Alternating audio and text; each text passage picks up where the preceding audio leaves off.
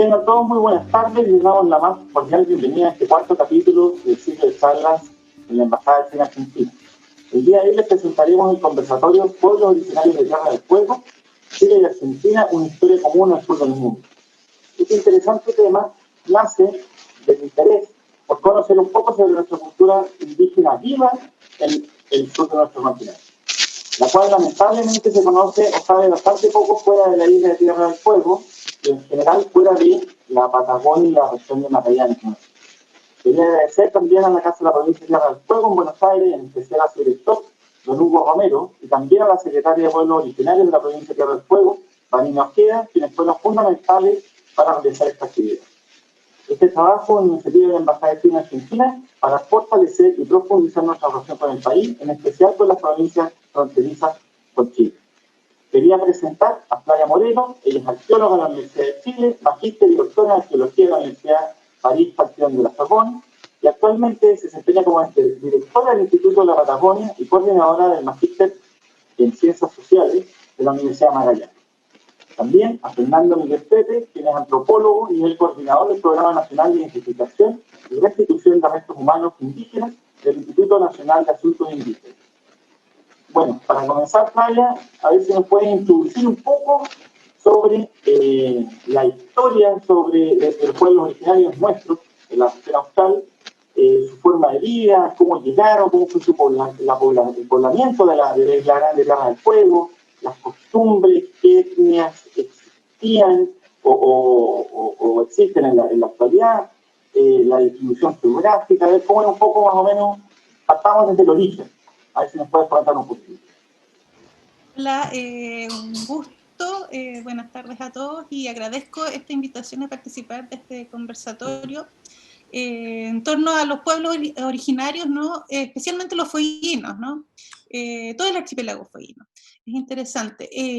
Yo quisiera partir un poco como para introducirnos en la temática, pensando en la posición donde nos encontramos en este extremo austral, ¿no?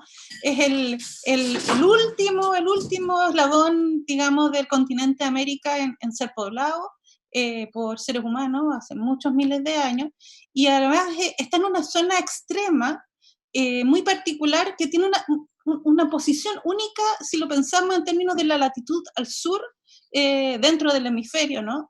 Es una zona que está muy, muy cerca de la Antártica. No hay otra zona equivalente en todo el globo. Y en ese sentido, este extremo austral del planeta que compartimos con nuestros vecinos argentinos está en una posición única y justamente, así como en términos de territorio y ambiente es muy destacado, también así fueron los pobladores humanos que de mucho tiempo residen en ese territorio. También hay que destacar en ese sentido como de contexto, ¿no? El escenario que ve la llegada de los primeros pobladores a la zona en tiempos prehistóricos, muchos miles de años atrás, es el contraste que hay ambiental en un sector muy estrecho, muy, muy acotado de territorio, ¿no? Entre el extremo pacífico que tenemos como parte de Chile, ¿no? Hasta llegar incluso a la zona atlántica, pasamos de una zona impresionante en donde hay una cordillera de los Andes que es muy distinta a lo que conocemos en el resto de Chile y Argentina, ¿no? Es una cordillera desmembrada que en realidad está ahí, asoma en ciertas partes en la forma de un archipiélago cubierto de bosques y turbales, muy, muy, muy vegetado, con mucha pluviosidad, y si a medida que nos vamos moviendo algunos pocos cientos de kilómetros, en algunas partes incluso menos de 100 kilómetros entre el extremo oeste y la costa atlántica de la vertiente argentina de Tierra del Fuego, llegamos a una zona que es totalmente contraria, mucho más seca y plana, planicies orientales que están dominadas por gramíneas, pastos, las pampas que se llaman, ¿no? Y que se extienden principalmente en la zona de Tierra del Fuego, y no así en las otras islas del archipiélago fueguino. Es bien interesante. Bueno, y toda esta zona, que además, como les contaba, tiene estas particularidades ambientales, fue muy visitada desde el siglo XIX por su interés científico, ¿no? Tanto por las ocupaciones humanas pretéritas de esa zona, como también por todas las investigaciones ambientales, climáticas. Es una zona muy sensible desde el punto de vista ambiental. De hecho, es muy reconocida toda la zona del extremo austral de Chile y Argentina como laboratorio natural, ¿no?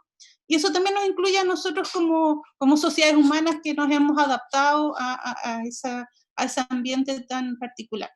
En términos de la historia, digamos, de los grupos humanos que habitaron en esta zona, los primeros pobladores llegaron por lo menos hace 11.000 años atrás a la isla Grande de Tierra del Fuego, que en esa época no estaba conectada todavía al continente por una serie de cambios paleoambientales que ocurrieron en esa época. Y eran grupos cazadores-recolectores terrestres que entraron a pie en sus recorridos nomádicos, probablemente buscando la fauna que cazaban, que era el recurso principal de su dieta, y con los milenios, a medida que fueron pasando, se fueron diversificando en términos de su adaptación, su economía y un montón de otros elementos culturales que después reconocemos para finales del siglo XIX y inicios del XX como parte de las etnias autóctonas, digamos, de la zona austral.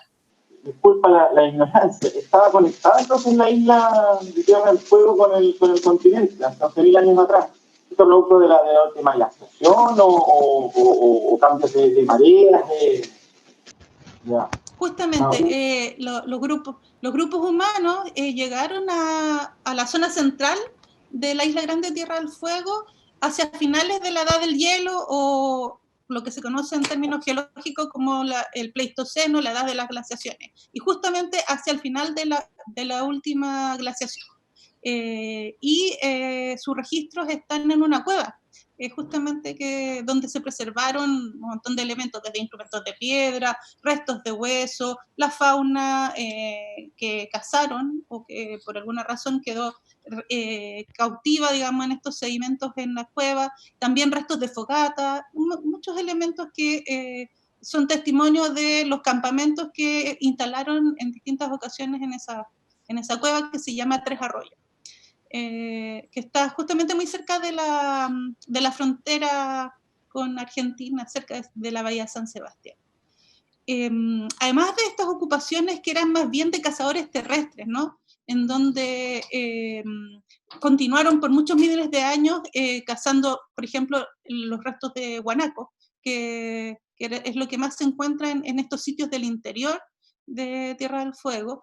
El guanaco es la principal presa, digamos, es el mamífero más grande que existe hasta la actualidad en la zona, en todo el cono sur también. Se extiende a toda la zona y era la presa principal. Pero una cosa que pasa, que es muy interesante y que sucede hace 7.000 años atrás, es que aparecen misteriosamente grupos cazadores-recolectores también, pero portadores de navegación. Nosotros los conocemos como los canoeros. En jerga arqueológica, y digamos, es más fácil entenderlo, en vez de estar diciendo el extenso nombre de cazadores-recolectores marinos, los llamamos como canoeros. Y es bien interesante porque es un misterio aún el origen de estas poblaciones marinas, que tienen una adaptación cultural, material, muy especializada en recursos marinos, y que claramente comienzan a moverse y a interactuar con los cazadores terrestres, incluso tal vez formaron grupos mixtos, y que llegaron hasta incluso el sur de Isla Navarino, ¿no? Ya casi un poquito más y saltan al Cabo de Hornos, pero les faltó un poco. Y bueno, el poblamiento fue desarrollándose así a lo largo de los milenios, y ya para la época del contacto tenemos que todos los rincones, cada lugar de pequeña isla, canal, todas las zonas interiores de la Isla Grande de Tierra del Fuego ya habían sido ocupadas y registran algún tipo de evidencia del tránsito de estos grupos cazadores-recolectores. No, en algunas imágenes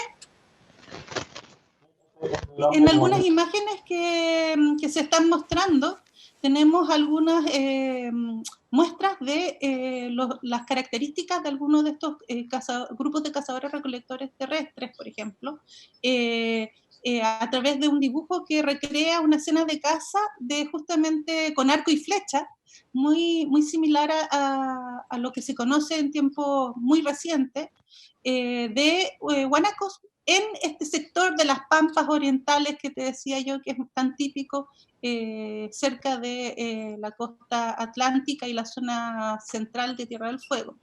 Y además hay algunas imágenes de algunos de los restos arqueológicos, ¿no? Estos vestigios que encontramos dispersos por todos lados en las islas fueguinas, y que justamente son testigos de las actividades que desarrollaban distintas sociedades a lo largo del tiempo. Hay una serie de cosas como boleadores, ¿sí?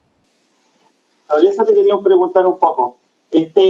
Obviamente son tribus, son grupos de recolectores, cazadores.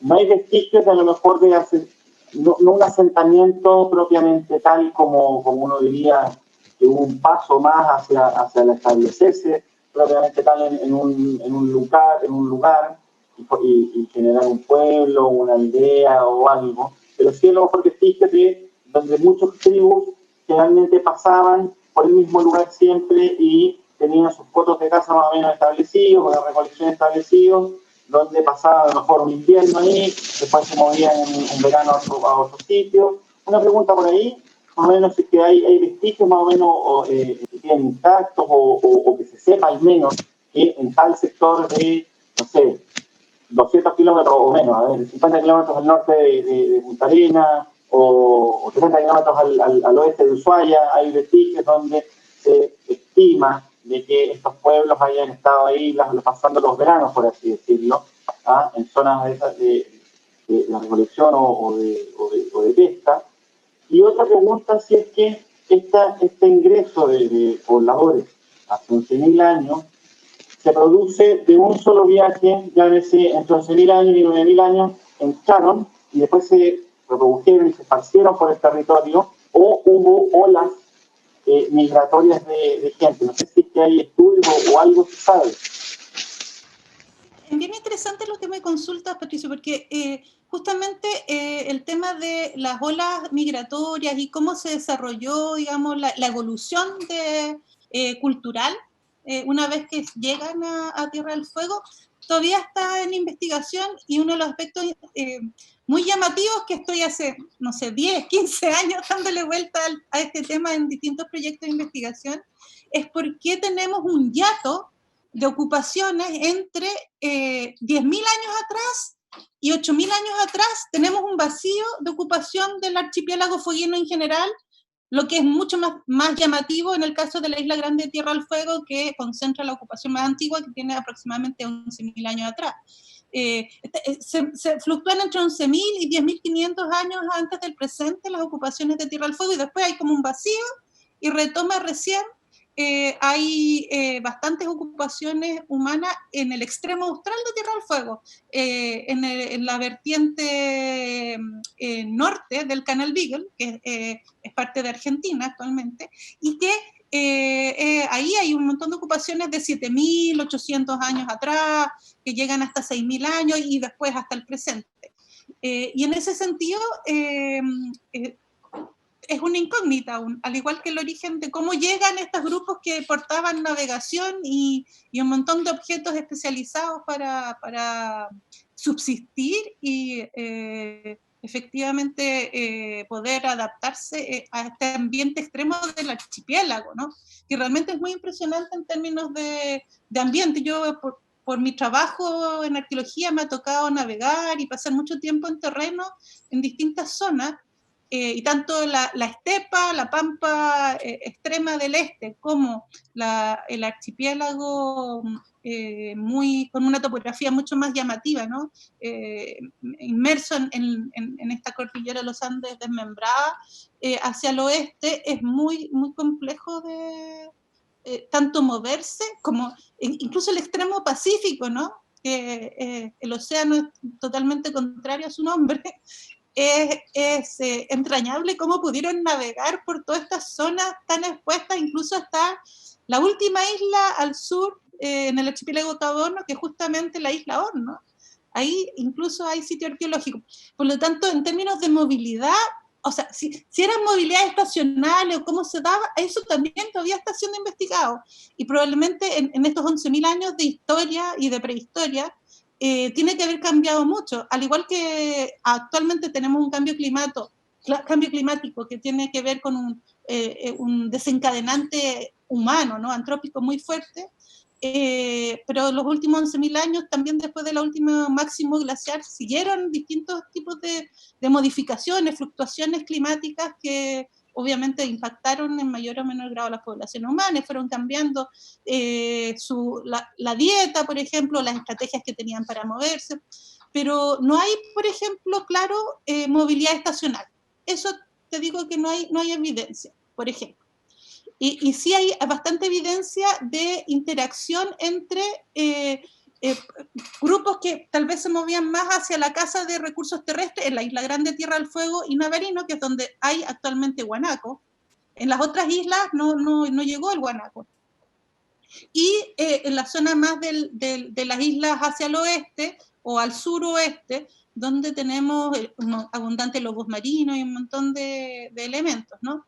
En algunas imágenes que vamos a estar viendo se ven algunas de estas escenas alusivas a estos cazadores terrestres, ¿no? Efectivamente que dependían mucho del guanaco, no solo como alimento, sino que también sus vestimentas, muchos artefactos, incluso se hacían de sus huesos, o sea, era tanto materia prima como alimento, y tenían un montón de instrumentos, principalmente de piedra, que era manufacturada con ciertas técnicas. También tenían otras armas, aparte de las lanzas o puntas de flechas, arco y flechas, también usaban boleadoras en esa época, ¿no? En distintos momentos en el pasado. Y bueno, los típicos instrumentos que uno tiene en los sitios arqueológicos y en todo el territorio, tanto argentino como chileno, de Tierra del Fuego, está lleno de vestigios en cada rincón. Es decir, no hay lugar donde no hayan estado ya sea transitando o asentados. Y los sitios arqueológicos en realidad lo único que son es como una concentración de vestigios en un lugar acotado. Y muchas veces se da por la reiterada uso o ocupación de ese mismo lugar por miles y miles de años, porque tampoco, digamos, los espacios habitables son tantos y se da mucha superposición de ocupaciones de distintas épocas, que ya es complicado de tratar de leer, diferenciar en los sitios arqueológicos, uno se pasa mucho el tiempo dilucidando eso. Y la otra cosa, en las imágenes también hay un dibujo de un francés, Duplessis, que escribió un libro de su recorrido. El dibujo marca una escena en el que estos filibusteros o piratas franceses se encuentran con justamente un grupo fueguino en Isla Carlos III, en la zona central del Estrecho Magallanes, y el dibujo retrata una escena de 1699, muy antigua, en el que vemos justamente estos piratas franceses sentados al lado de una de las chozas en esta isla boscosa, y un grupo de mujeres buceando, justamente recolectando moluscos, mejillones para los argentinos, y justamente vemos el dibujo muy detallado de las características de las canoas que tenían, y que suponemos que tienen que haber sido así también, por lo menos durante gran parte de la prehistoria, con el fuego en el medio, y siempre que lo mantenían vivo ese fuego, era muy cuidado siempre en todos los... Y los instrumentos que son totalmente distintos a los que veíamos antes los cazadores terrestres, con muchos instrumentos hechos de huesos de mamíferos marinos, especialmente ballenas, como los arpones, el cincele, incluso algunos adornos. También hay pesas de pesca, pesas de red que eran utilizadas con elementos perecibles para la pesca, y también puntas de proyectil. Claro. Ya que mencionas a estos filibusteros franceses, con este dibujo que nos comentaba, quería ver con Fernando, a ver si nos puede comentar un poco sobre este mal llamado descubrimiento, o mejor dicho, este encuentro entre las potencias europeas, en el fondo, que estaban en pleno proceso de expansión, ¿ya? Con nuestros pueblos originarios ahí de la zona austral. Y después, a ver si nos puedes comentar un poquito sobre lo que se sabe, lo que se ha estudiado respecto a los primeros bosquejos o inicios de la relación entre tanto Chile como Argentina, como esas naciones independientes, con los pueblos originarios en el sur, en la isla. Bueno, como bien contaba Flavia, este largo proceso de los pueblos originarios habitando este territorio, ¿no? Llegan mínimo hace 11.000 años, como decía Flavia, siempre se va descubriendo un nuevo yacimiento más antiguo. Eso hemos aprendido a lo largo de nuestra carrera, que cada vez el umbral del pasado se va haciendo cada vez más grande. Se ve abruptamente interrumpida esa armonía que tenían las poblaciones originarias con el territorio, con la llegada, como decías vos muy bien, de las potencias extranjeras.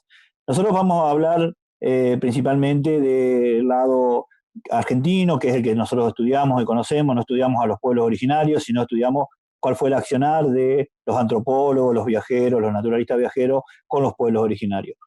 En ese siglo XIX, tan cruel para los pueblos originarios, sobre todo de nuestro extremo sur. Nosotros estábamos acá a vísperas de lo que fue el 12 de octubre, el 11 de octubre, cuando llegó el primer europeo a nuestro territorio, pero bueno, demoraron bastante más en llegar a colonizar Tierra del Fuego, ¿no? Por la distancia. Pero en ese contexto se los toma a los habitantes de nuestra Tierra del Fuego como los más primitivos y salvajes, los planteaban ellos a estos habitantes. Cuando estaban totalmente adaptados al medio y habían podido sobrevivir a ese medio más de 11.000 años. Yo quiero hablar un poquitito de un viaje de Darwin. Ahí hablaba recién Flavia del canal de Beagle. Darwin acompaña un viaje que hace Fitzroy. Fitzroy primero llega en 1830, este expedicionario inglés, y está haciendo estudios geográficos, marinos, también de población, y captura a 4 miembros de las comunidades y se los lleva a Inglaterra. Y cuando vuelve después con Darwin, en ese viaje tan conocido, en el Beagle, los traen de vuelta supuestamente civilizados para que empiecen a ayudar a la colonización de Tierra del Fuego.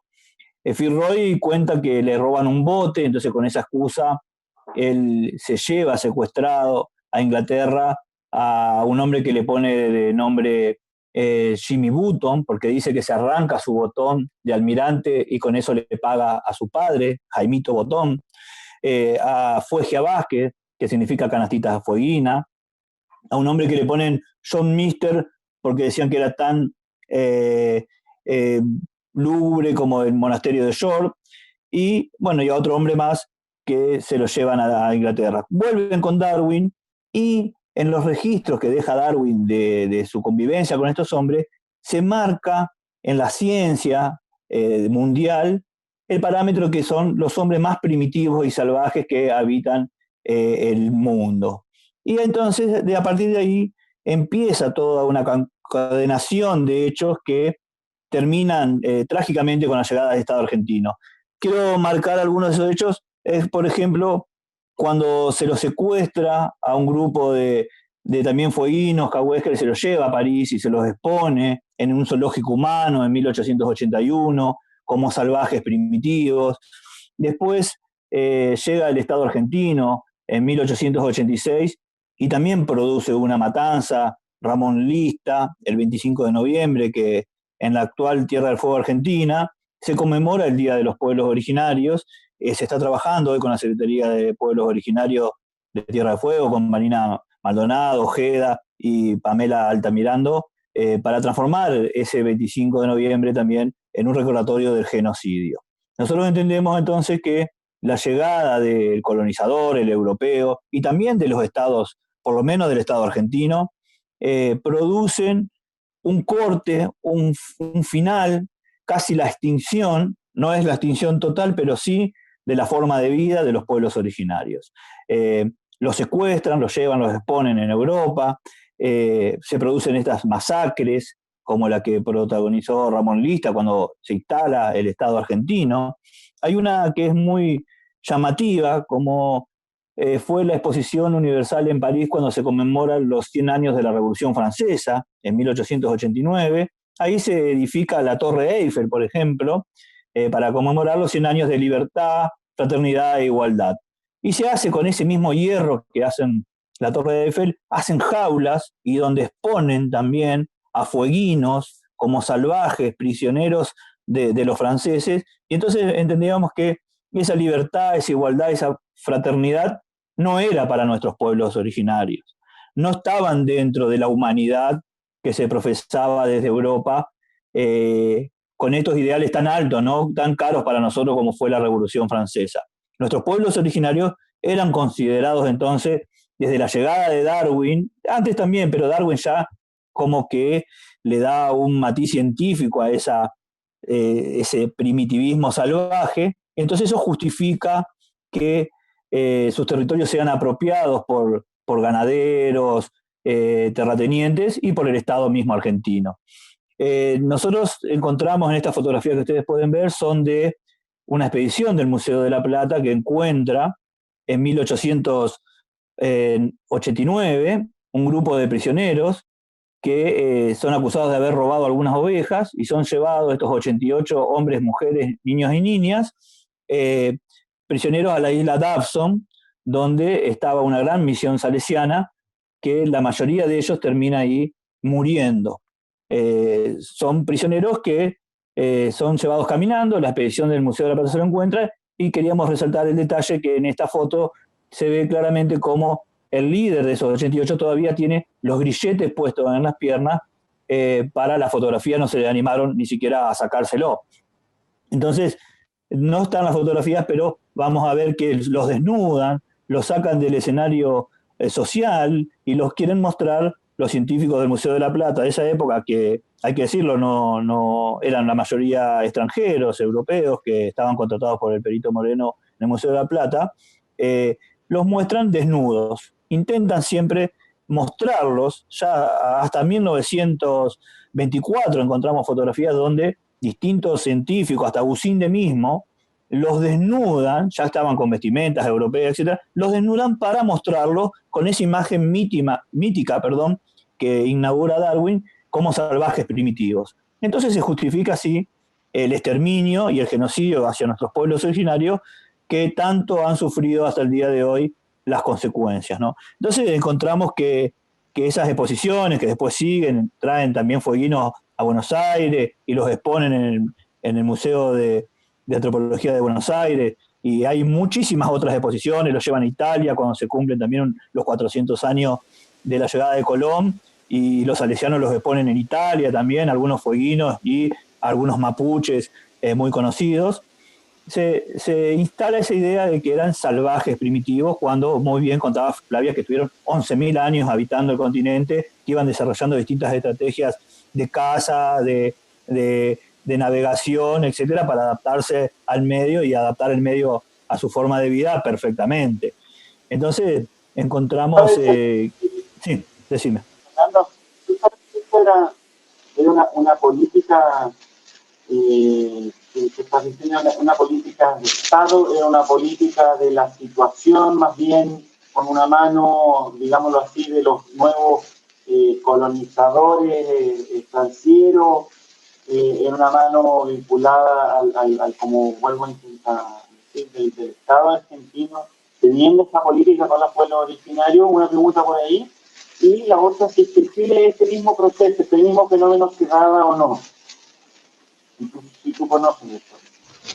Bueno, nosotros vemos que Godoy y distintos, el coronel Godoy, que termina siendo el primer gobernador, y Lista, que termina siendo el gobernador de Santa Cruz, del territorio, el primer gobernador de Santa Cruz, tienen ese plan manifiesto, lo escriben al presidente de la nación, y le dicen, hay 4 formas de mantener a los pueblos originarios, a costa del Estado, que sigan robando, o sea, ponen, los mantenemos, pero siguen robando nuestras ovejas, perseguirlos por la policía, perseguirlos por el ejército, o llevarlos al exterminio por hambre. Ya lo plantean en cartas al presidente, o sea que había un plan manifiesto desde, por lo menos, del Estado argentino.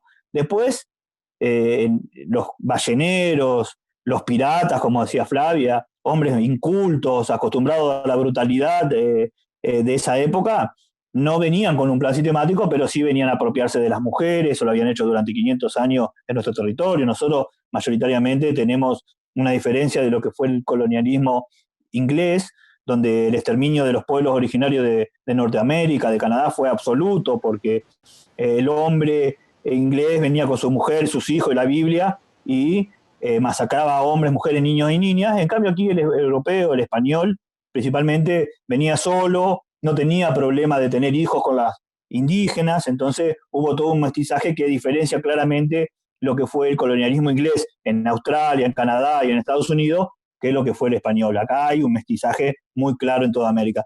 Pero sí hay un plan de apropiarse del territorio, de la mano de obra de estos, en otros lugares de los pobladores originarios, y sobre todo en Tierra del Fuego, para la cría de ovejas, ¿no? Eso se da en los dos lados, los Benéndez, Brown, Betty, están de los dos lados de la isla, no es que estaba dividida todavía con esos límites que después el mismo Perito Moreno, que fue el fundador del Museo de la Plata, es uno de los encargados de nuestro lado de generar esos límites que llegaron hasta 1879, la mitad de la Patagonia estaba libre de este lado, ¿no es cierto? También en el lado chileno fue una campaña que se hizo de los dos lados coordinada para ir llevándolos hacia el sur.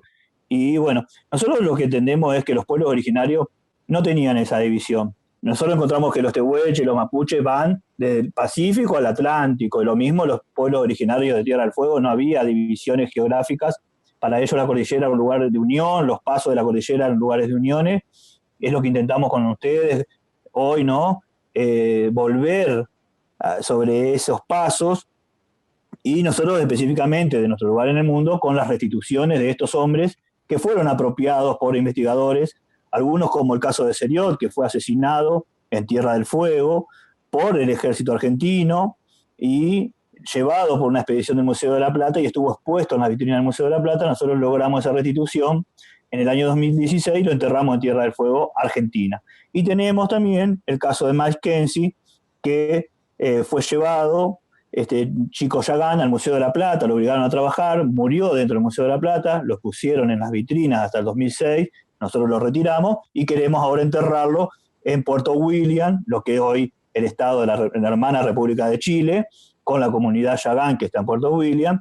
Y tenemos también el caso de Tafá, una mujer cahuéscar, que también fue llevada al Museo de la Plata viva, como Mackenzie, y murió dentro del Museo de la Plata, y queremos hoy hermanadamente llevarla al territorio que hoy se llama República de Chile, pero que para los pueblos originarios y para nosotros es un territorio hermano, y enterrarla también como su cosmovisión ancestral lo dicta, ¿no? Cerrar los círculos de vida y muerte para que esa cosmovisión que incluye, ¿no?, que vuelva la energía a la tierra y siga el círculo de la vida, se cierre. También entendemos que eso es una reparación histórica para los pueblos originarios y para nuestros estados, que de esta manera están reparando a las comunidades ese daño que se ha hecho con estos genocidios. Ustedes ya han hecho restituciones al pueblo cahuéscar de estos prisioneros que yo les contaba que fueron llevados a París en 1881 a esa exposición de ese zoológico humano. Ya están enterrados en las islas, eso lo sabe mejor Flavia que yo, del lado chileno en las comunidades cahuéscar. A ver, Flavia, si tú nos puedes contar un poquito, básicamente una pregunta similar.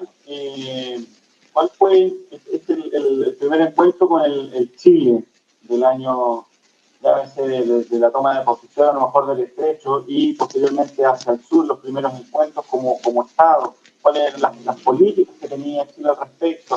cuál era el rol de los, ahí nombraba Fernando a los salesianos. Yo recuerdo haber estado ahí en el museo en Punta Arenas, donde algo se nombraba, una pequeña muestra ahí sobre este mismo tema. Si nos puedes contar un poquitito. Y muy interesante lo que está diciendo Fernando, el rol posterior de estas restituciones o reparaciones, en el fondo, de estos cuerpos, de estos personas nuestras de Tierra del Fuego, que fueron llevados hace 100, 200 años atrás en Europa, y que recién hoy en día estamos pudiendo encerrarlos en idioma. Sí, yo muy en consonancia con lo que cuenta Fernando, creo que los procesos históricos, especialmente asociados con ambos gobiernos, tanto el de Chile como el de Argentina, fueron muy similares, claro, con detalles específicos de personajes y de hechos concretos que sucedieron tal vez de un lado y de otro de la frontera, pero muy parecidos. Las misiones, por ejemplo, salesianas, y cómo tuvieron una injerencia sin quererlo, pero tuvieron una injerencia importantísima en la muerte de cientos de personas de estos grupos indígenas fueguinos. En el caso de Chile, fue la misión que se asentó en la isla Dawson, la misión San Rafael Salesiano, y en el lado argentino, muy cerca de Río Grande, la misión de la Candelaria, también de los salesianos. Entonces, para Tierra del Fuego, por ejemplo, o la zona más norte del archipiélago fueguino, se dieron estos procesos junto con la instauración sistemática en la isla Grande de Tierra del Fuego de este genocidio que se dio principalmente hacia los grupos Selknam, ¿no? Los cazadores terrestres que conocemos a partir de finales del siglo XIX. Pero también hubieron un montón de otros hechos en el que también se mezclaba a todos los fueguinos, independientes de las divisiones étnicas que lograron armarse, ¿no? Que entre los historiadores y los etnógrafos hicieron una suerte de subdivisión de las etnias fueguinas que vemos en un mapa con algunas fotografías en la imagen, en el que tenemos como etnia fueguina los cahuéscar, los yaganes y los selknam, ¿no? Y justamente los yaganes y los cahuéscar reflejan muy bien toda esta historia previa al contacto de los canoeros que les mencionaba yo, de estos cazadores recolectores especializados en recursos marinos, y los selknam son como un reflejo de estas poblaciones más antiguas que entraron a habitar la zona, los cazadores terrestres de Guanaco, principalmente es esta relación. Y en ese sentido, tanto eso, por ejemplo, todo el impacto que tuvieron la ganadería, que entró recién a finales del siglo XIX. Esta historia es muy reciente, es terriblemente reciente. Pensemos que tanto, no sé exactamente la fecha de fundación de Ushuaia o de Río Grande, o de Río Gallegos, por ejemplo, al norte del Estrecho de Magallanes, pero Punta Arenas se funda a mediados del 1800, o sea, a mediados del siglo XIX. Eso es una de las ciudades más jóvenes, creo yo, y es como una capital muy importante, pero recién va a cumplir muy poquitos años. Pensemos que en el resto del país estábamos del siglo XVI ya con una ocupación muy importante. Y así como la Tierra del Fuego, recién las primeras incursiones al interior de la isla Grande de Tierra del Fuego, que es muy grande, que pensar que es mucho más grande que Chiloé o cualquier otra isla del cono sur, es de finales del siglo XIX. O sea, hacia finales del 1880 recién se genera todo esto, pero se desencadena en pocas décadas este ingreso de los ganaderos, ¿no? La fiebre del oro. Las misiones salesianas empiezan a funcionar tratando de proteger, pero finalmente o forzarlos a estar reunidos, al dejar su modo de vida nómade y volverlos sedentarios, más la ropa y la cultura occidental, terminan de ser nefastos, más como un factor que multiplica todas estas enfermedades infecciosas que muchas veces, en términos cuantitativos, claro, murieron mucho más de las enfermedades, pero el genocidio, la verdad es que es importante destacarlo. Pero no fue la misma historia para los grupos que son los antecesores de los yaganes o de los cahuéscar. Ellos desde el siglo XVI, cuando ya cruza Hernando Magallanes, ahora que estamos celebrando los 500 años del descubrimiento para Europa del Estrecho Magallanes, empiezan ya a circular exploradores desde el siglo XVI. Y es impresionante porque hay una historia ahí silenciosa que no se conoce de todos los contactos que no quedaron registrados en bitácora o libros que escribían distintos personajes como Darwin en estas exploraciones y que influyeron terriblemente en todas estas poblaciones que vivían de los recursos marinos. Incluso hay muchos estudios de los cazadores de lobos marinos que desde finales del siglo del finales del siglo XVIII, diezmaron, cazaron millones de lobos marinos, que era el recurso principal de estos grupos. Hacían todo, desde sus chozas, las vestimentas con lobo marino, sus instrumentos de hueso, y liquidaron. Por lo tanto, ahí hay un impacto ambiental que solamente hay una visión indirecta de cómo influyeron en los pueblos que nosotros conocemos como los pueblos originarios que subsisten hasta la actualidad. Entonces, ahí hay un montón de procesos que son comunes, pero que hay que destacar que son distintos por él. Ya. A ver si nos puedes contar un poquitito, retomando un poco lo último con lo que había cerrado Fernando, sobre las restricciones que Chile ha hecho. Si tú sabes algo sobre ellas, a ver si nos puedes contar. Y posteriormente, a ver si podemos avanzar un poco en el tiempo y ya ver en qué situación nos encontramos hoy en día con nuestros pueblos originarios en Tierra del Fuego. Bueno, la restitución de la que menciona Fernando, que es la que yo más conozco, no estuve involucrada directamente, sino que la CONADI, ¿no? Como el organismo encargado de los nexos en Chile, fue realizada en el año 2010 y justamente de algunos de estos restos humanos de estas personas que fueron raptadas y exhibidas en estos zoológicos humanos en Europa.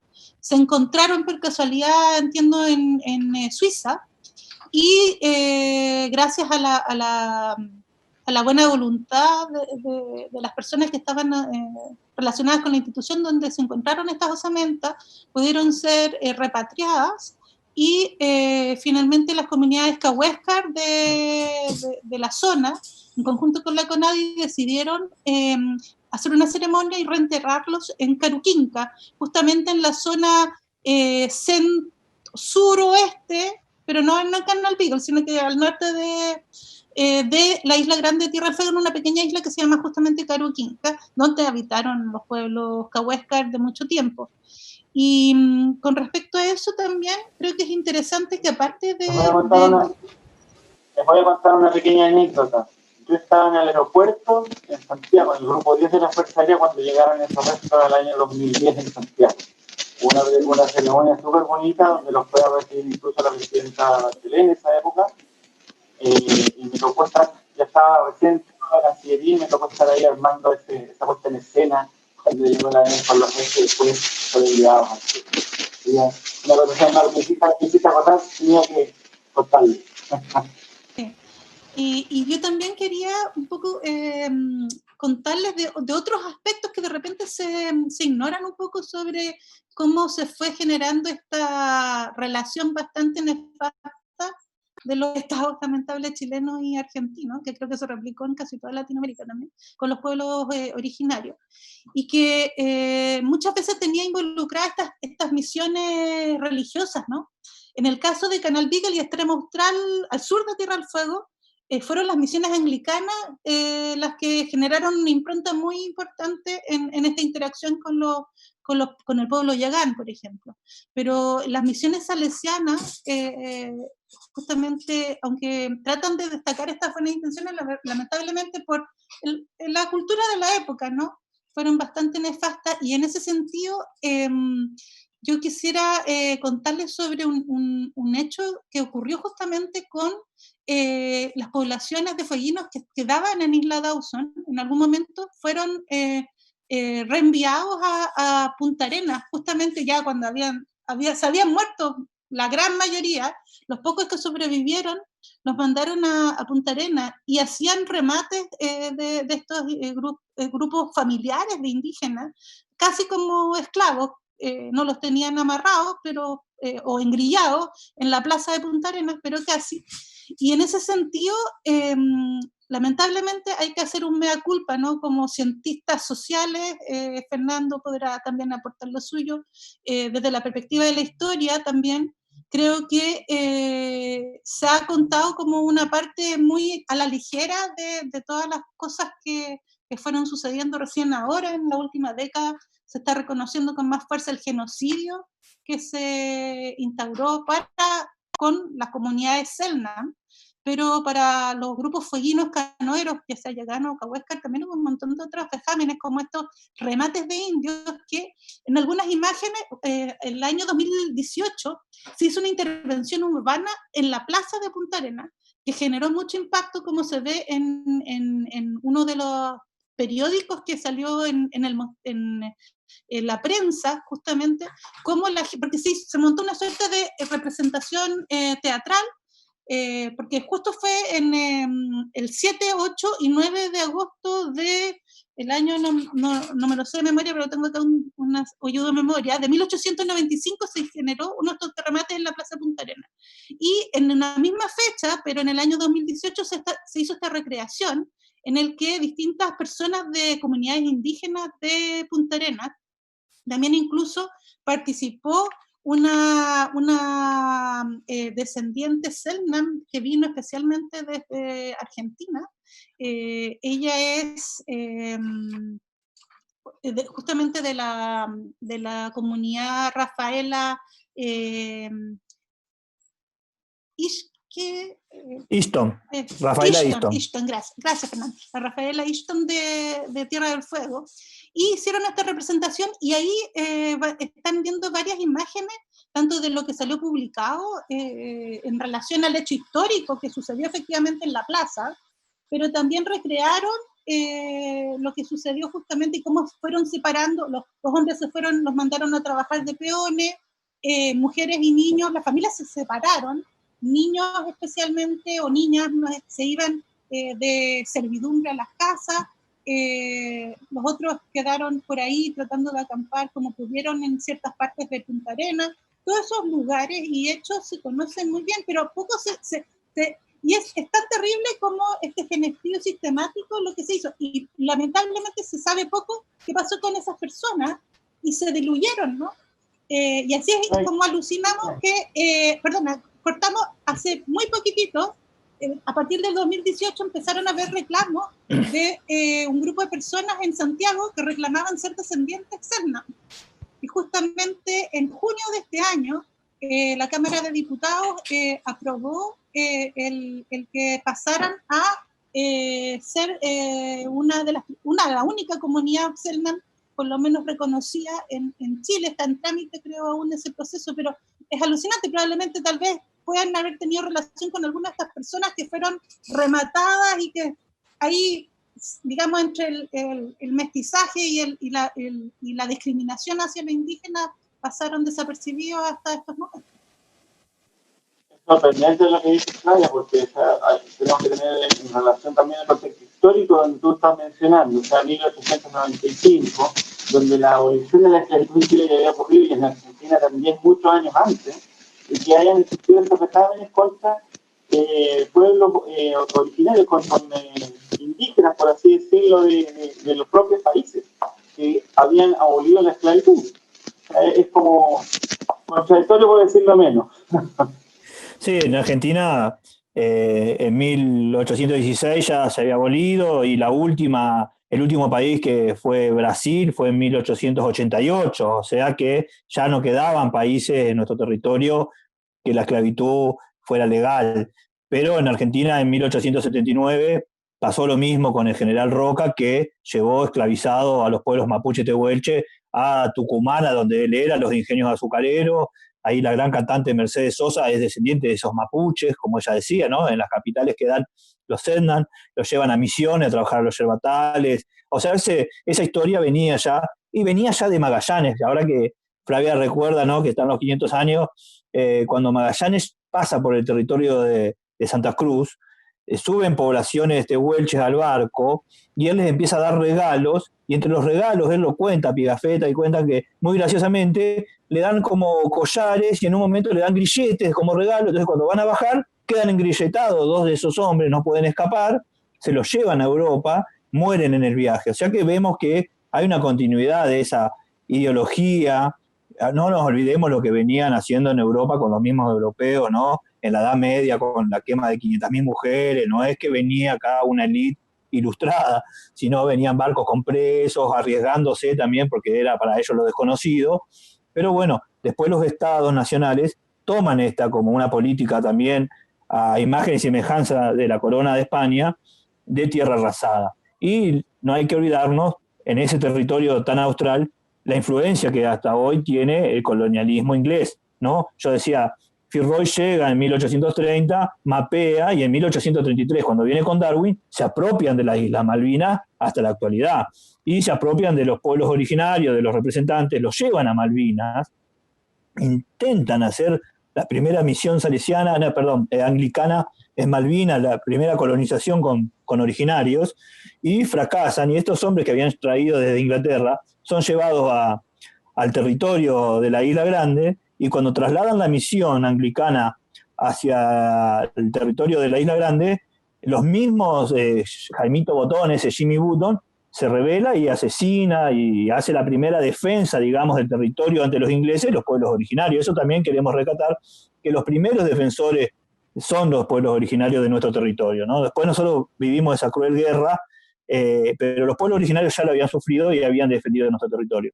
En la actualidad hay otra mirada, dentro de la antropología por ahí es incipiente, pero también hay una mirada de los estados nacionales. Vos decías, Bachelet hizo un discurso muy bueno de reparación histórica en el 2010, y en Argentina, en el 2010 también, la presidenta en ese momento, Cristina Kirchner, reglamentó una ley nacional de restitución que permitió al Instituto Nacional de Asuntos Indígenas, que es como el CONADI de ustedes, empezar esta política de reparación histórica que hoy nos trae a intentar, el año que viene, cuando termine esta pandemia, a enterrar a Mike Kenzie en lo que es hoy el territorio chileno. Yo creo que estamos hermanados hoy, los pueblos, por la democracia. También, cuando Flavia decía cuánto tiempo pasó, ¿no?, para revertir y reconvertir esta historia, tenemos que también recordar las largas dictaduras y sangrientas dictaduras que sufrieron nuestros países, que llevaron a otro genocidio también a nuestros pueblos, y eso también influyó en las carreras de antropología, sociología, historia,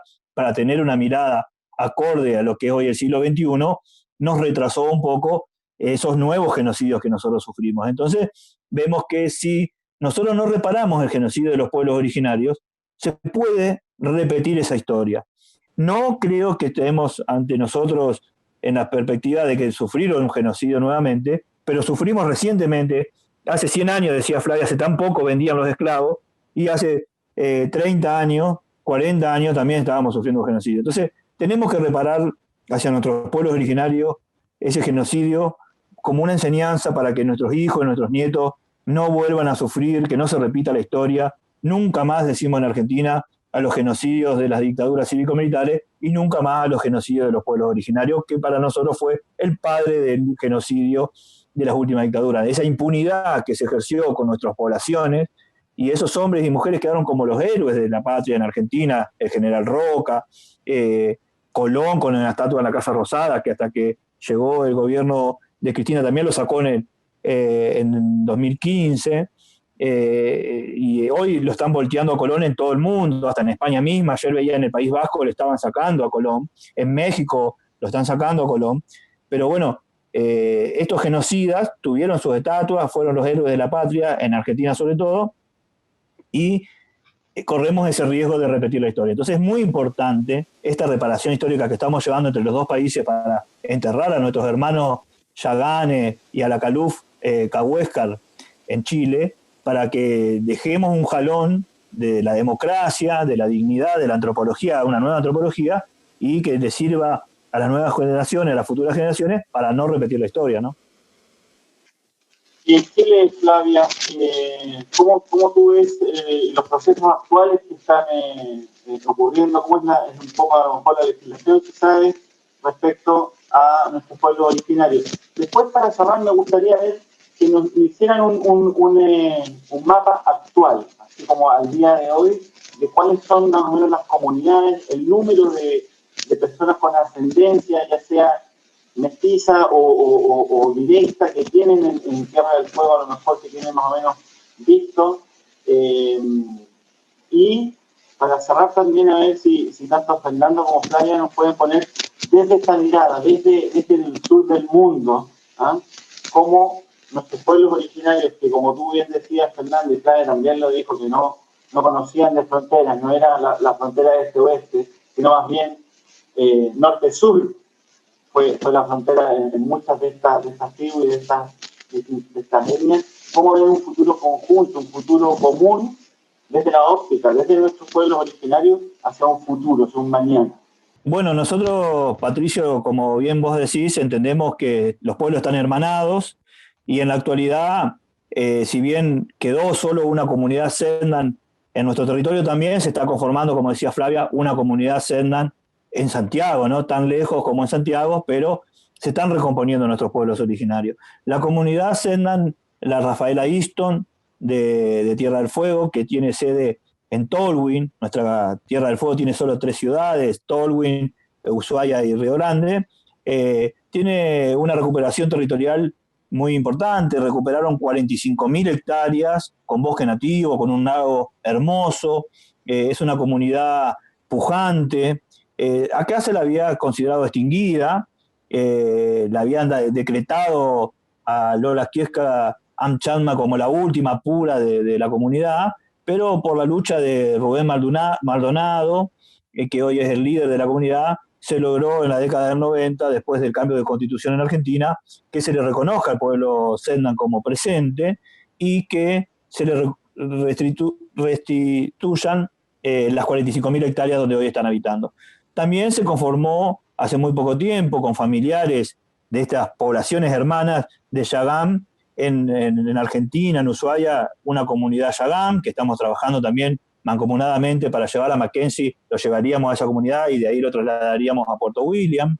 Es más chiquita, la comunidad Sendan tiene empadronado casi 400 personas, mujeres, hombres y niños. Cada vez se hace más grande, ¿no? Porque la población va creciendo.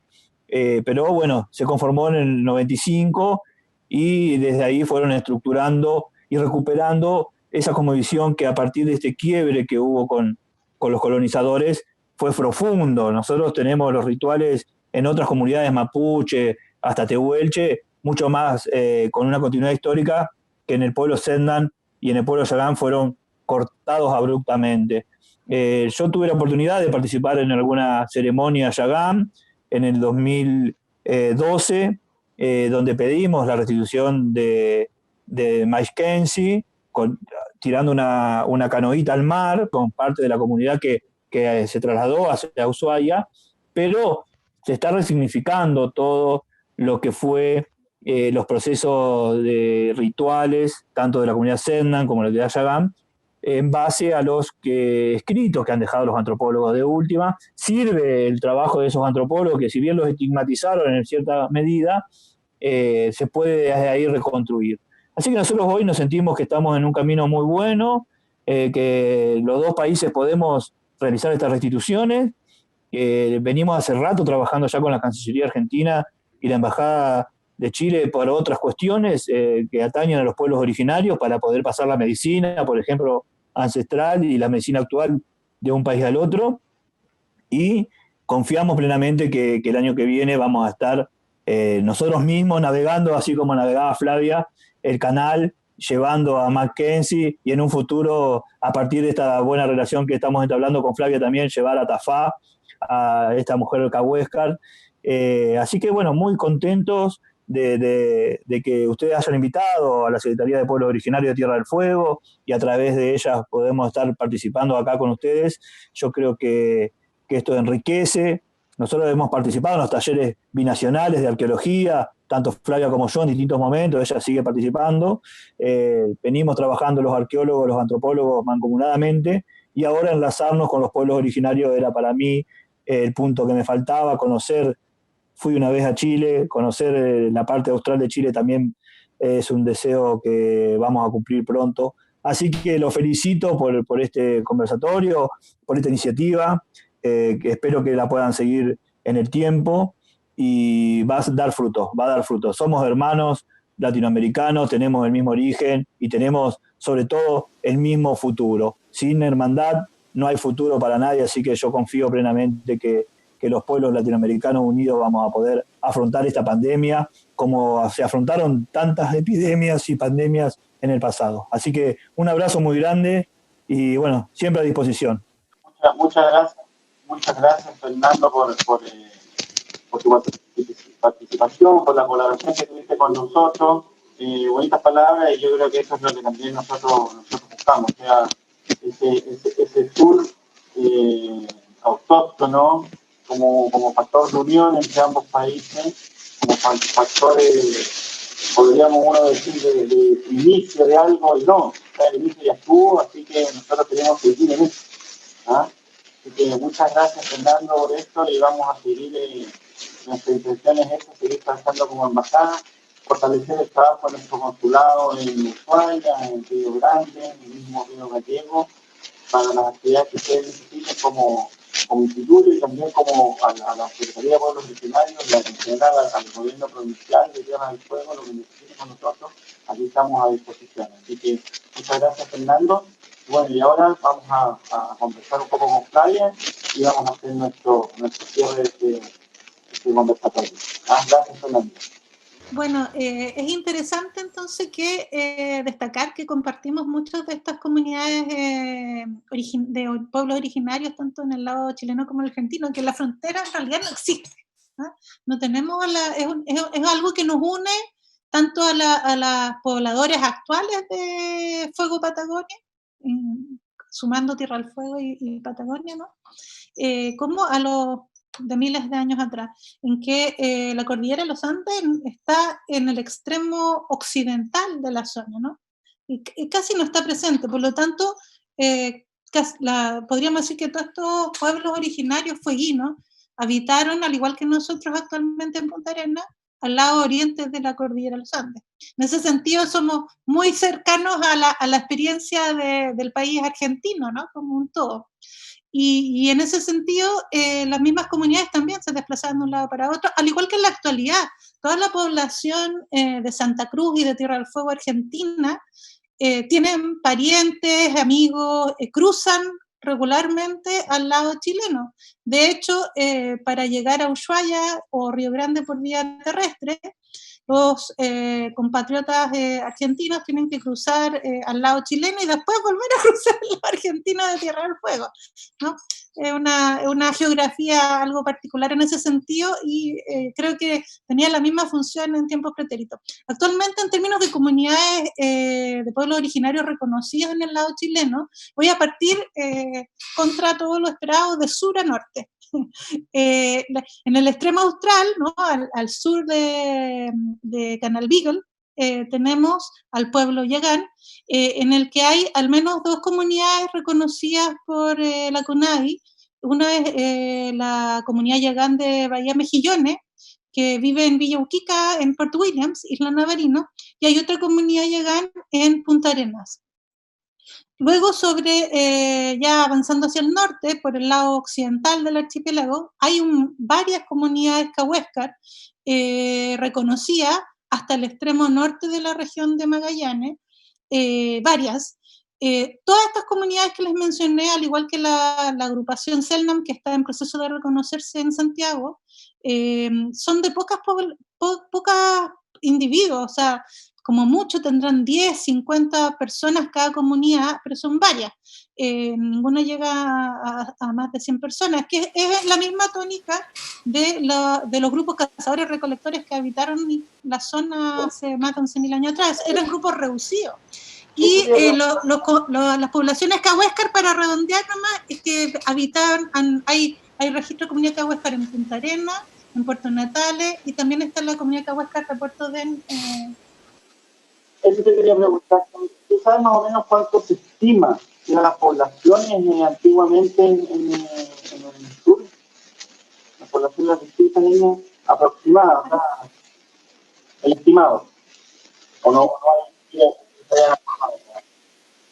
Sí, tal vez previo al contacto, si lanzo una cifra de memoria, podríamos pensar, no sé, 4.000 en total, pero estamos hablando de un territorio muy extenso, que incluso hasta la actualidad la densidad demográfica es bajísima comparado con cualquier otra parte. Yo creo que es lo mismo en Argentina que en Chile. Es un territorio enorme, son miles y miles y miles de kilómetros de costa, por ejemplo, y los asentamientos están concentrados en ciudades que los podemos contar, por lo menos en el archipiélago fueguino, o digamos, considerando el estrecho Magallanes hacia el sur, con una mano contamos las ciudades que concentran poblaciones importantes. Es una densidad muy baja que se mantiene hasta la actualidad, y por lo mismo son las comunidades indígenas, por lo menos yo creo de Chile, las más reducidas en número, que mantienen el mismo, hay una continuidad en ese sentido, es casi una restricción ambiental, ¿no? El sistema sedentario no aguanta mucha población. Mantiene el mismo patrón. No. Sí, obviamente con la escala moderna. Sí, y en la actualidad yo creo que hay dos cosas que yo quisiera destacar en torno a un poco las reivindicaciones que hacen algunas de las comunidades indígenas fueguinas.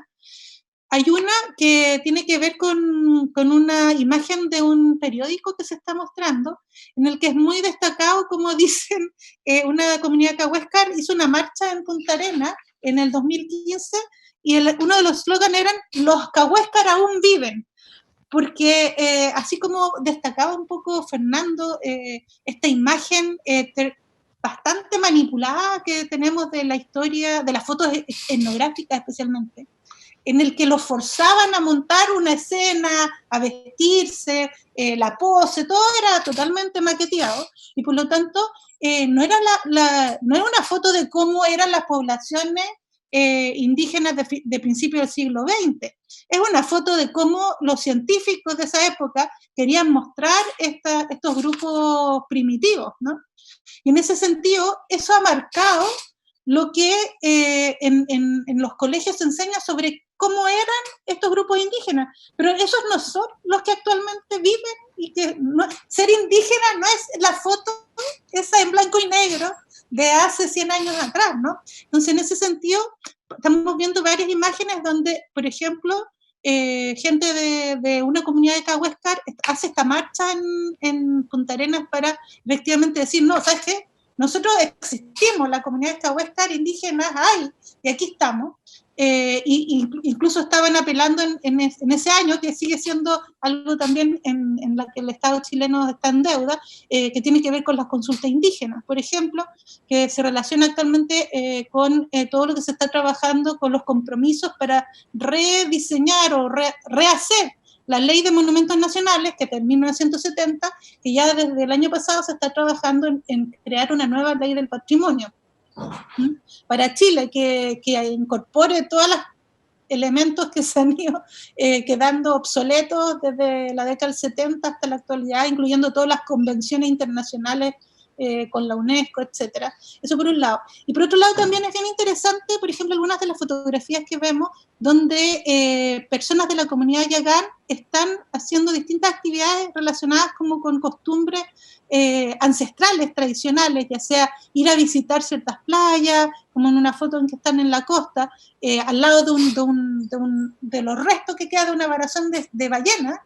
que de donde además los artesanos actualmente recuperan algunas de las materias primas que necesitan para hacer los arpones, que actualmente no son arpones como arma de caza, sino que son artesanía.